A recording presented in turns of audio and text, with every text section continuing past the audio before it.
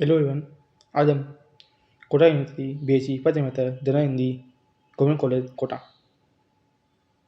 General Hindi की हमारी दो बुकें हैं, एक पदभाग एक है दलभाग।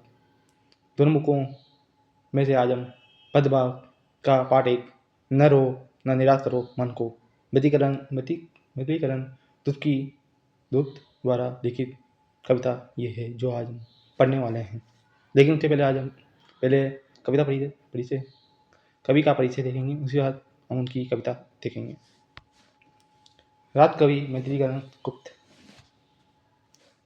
वीडियो में आगे बढ़ने से पहले मैं आपको बता दूं कि यदि आप मेरे चैनल पर नए हैं तो मेरे चैनल को सब्सक्राइब करें और बेल आइकन को प्रेस करें, जिससे मेरे आने वाली वीडियो की अपडेट आपको मिलती रहे।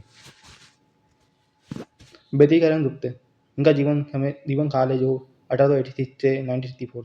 ये झांसी के रहने वाले हैं, उत्तर प्रदेश के जिले के झांसी। राज कवि के रूप में धर्मार्थ कवि भारत भारती उल्लेखनीय काव्य करती है इनकी। मैथिलीकरण गुप्त का परिचय अभी हम देखेंगे। मूल नाम है इनका मैथिलीकरण गुप्त। जन्म है इनका हुआ था 3 अगस्त 1886 में। झांसी के रहने वाले हैं, उत्तर प्रदेश के। निधन हुआ इनका 12 दिसंबर 1964, झांसी उत्तर प्रदेश। मैथिलीकरण गुप्त का जन्म 3 अगस्त 1886 को झांसी के निकट सिर गांव में हुआ था।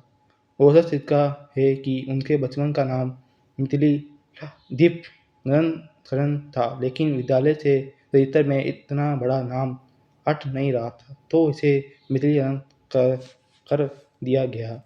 धनाध्य वैश्य घराने में जन्म लेने के कारण नाम में गुप्त शामिल हो गया। वह बचपन में सरलता नाम से छप्य लिखते थे, फिर किशोरावस्था में ऋषिकेश, ऋषिकेन्दु आदि नाम भी प्रयोग करने लगे। उन्होंने अनुवाद का कार्य मधुपप नाम से किया और भारती और नित्यानंद नाम से अंग्रेज सरकार के विरुद्ध कविताएं लिखी। उनकी कृति भारत भारती 1912 स्वतंत्रता संग्राम के समय व्यापक प्रभावशाली सिद्ध हुई थी और इसी कारण महात्मा गांधी ने उन्हें राष्ट्रकवि की पदवी दी थी। हिंदी साहित्य के इतिहास में वह खड़ी बोली के प्रथम महत्वपूर्ण कवि माने जाते हैं। पद्य रचना की ओर उनका झुकाव लघु सिद्धांत कौमुदी पढ़ते हुए हुआ। आरंभ में ब्रज भाषा में काव्य सर्जन किया और संसद छंदों में अनेक अनुक्तियाँ लिखी।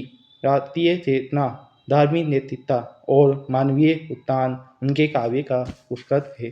उनकी कृतियों में देश का अतीत, वर्तमान और भविष्य बोलता है। वह मानववादी, नैतिक और सांस्कृतिक काव्यधारा से विचित्र कवि थे। उनके 2 महाकाव्य, बीजतंत्र काव्य, 17 रीतिकाव्य, 4 नाटक और गीतिनाट्य, 2 संकलनात्मक गद्यकृतियाँ, 4 निरात्यात्मक निबंध और 18 अनुदित रचनाएं उपलब्ध हैं। प्रमुख कृतियाँ प्रबंध काव्य, महाकाव्य काकेत 1931, खंड काव्य है उनके रंग में भंग 1909, जय दत्त पद 1912, संकुलता 1914, पंचवटी 1915, किसान 1916, सेरंदी 1927, वसंत संग्रह 1927, वन वैभव 1927, सती 1927, यशोधरा 1932, द्वापर 1936, सिद्धारा 1936, नहु 1940, सुडाल गीत 1941, करबला 1942, अरिजीत 1946, ईदा 1950, विष्णुप्रिया 1957, रत्नावली 1960, उर्मिला अप्रकाशित 1908 से 1909। कदाचित निबंध काव्य पंचावली 1916, विकट भट्ट 1928, गुरुकुल 1928, अर्जन और विसर्जन 1942, काबा 1942, प्रदक्षिणा 1950, युद्ध 1950, कवि की 1955, नल दमयंती अप्रकाशित 1910 से 1911। निबंध काव्य भारत भारती 1912, हिंदू 1927, राजा प्रजा 1956, विजय पर्व 1936। नाटक है उनके पद नाटक अनंत दिवोदास, पितृपुत्र, ययनी लीला।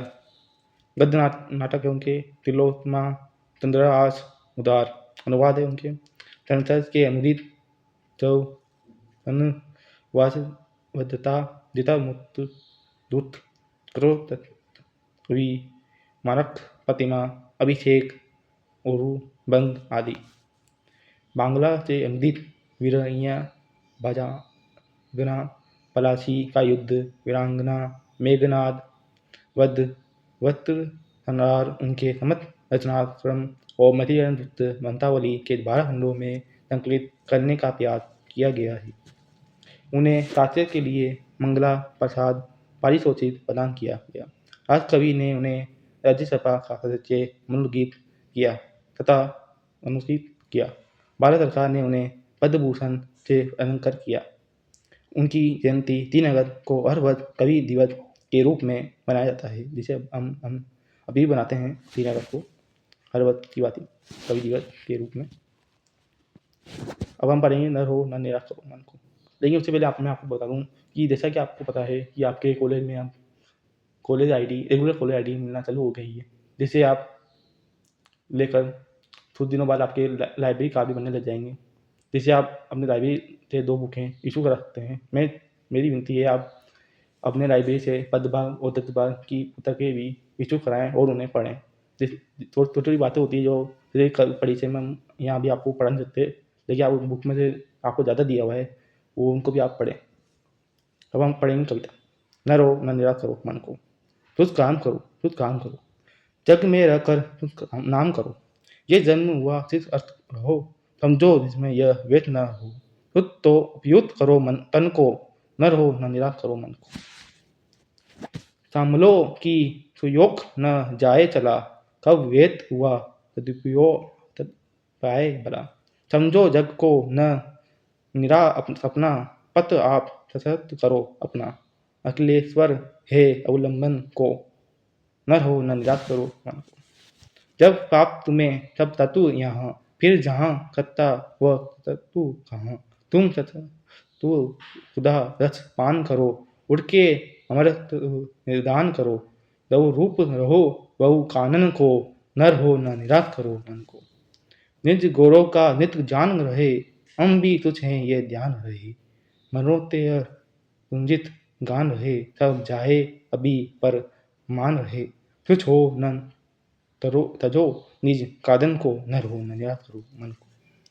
तबू ने तुमको दान किए, तब वांछित वस्तु विदान किए। तुम पास करो उनको न रहो, फिर है यह जिसका दोष कहो। समझो न अलभ्य तिथि धन को, न रहो न निराश करो मन को।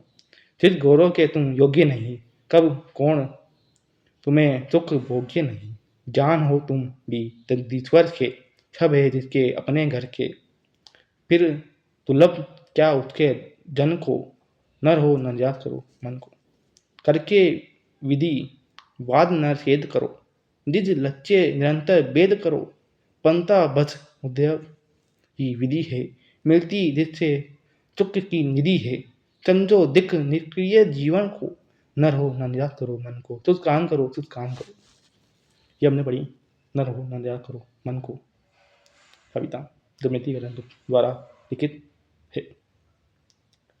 यदि आपकी को इस कविता में कुछ परेशानी है तो मेरे वीडियो के डिस्क्रिप्शन में कमेंट लिखकर आप मेरे से पूछ सकते हैं, और आपके गवर्नमेंट कॉलेज कोटा के कमल नंबर 2 के प्रोफेसर डॉक्टर के आराम मीणा जी से और उनकी सहायक मीना मीणा मैम से आप अपने सवाल पूछ सकते हैं।